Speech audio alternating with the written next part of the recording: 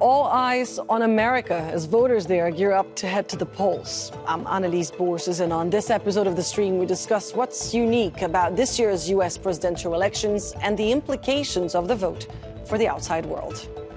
2024 has been a year of elections for almost half of the world's population, but no other vote will have been so closely followed as the race for the White House. Today, we will be covering some of the issues at the forefront of voters' minds and analyzing the ramifications of their potential decisions. And to discuss, we're joined by Ali. I want to start with you because every 4 years, the whole world is watching and holding its breath, really, for the outcome of the U.S. presidential election. Would you say there's something unique about the race this year? Gen Z out and about this year, protesting and engaging in other actions and getting organized. Alison, you study group identity in the context of American identities, as you said, but also to her critics, she is such a big part of the establishment, and you said both in the U.S. and abroad. How would you say Arab and Muslim American voters are feeling this year?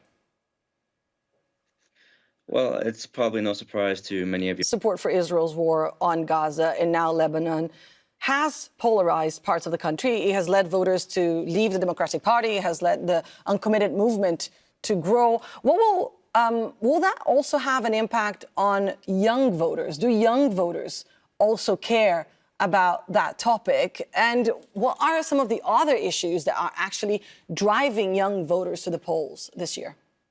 When we spoke to you before the show and asked you about the issues driving American voters to the polls this year, you said something really interesting. You said, well, it depends which America you're talking to. I want to ask you about your America, about your reality and the people around you. What are the issues that matter most to you?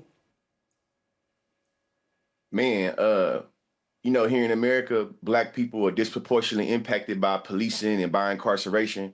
And because Donald Trump is talking on Donald Trump's platform, that will actually be detrimental to your community. But according to the polls, a significant number of Black men seem to be more attracted to Donald Trump. How 2016?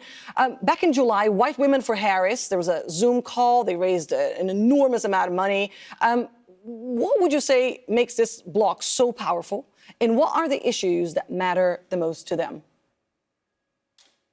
Well, there's no... as we said at the start, perhaps one of the most frustrating parts, speaking as someone from the Global South, is that we don't get to vote in your election, and it affects all of us.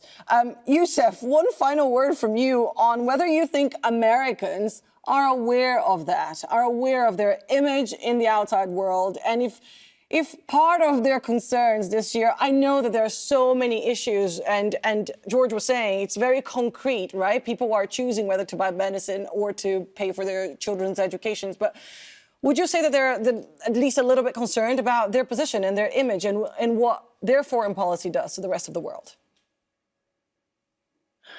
Well, I mean, And thank you all for tuning in. Do keep the conversation going online. You can use the hashtag or the handle AJStream, and we will look into your questions and suggestions.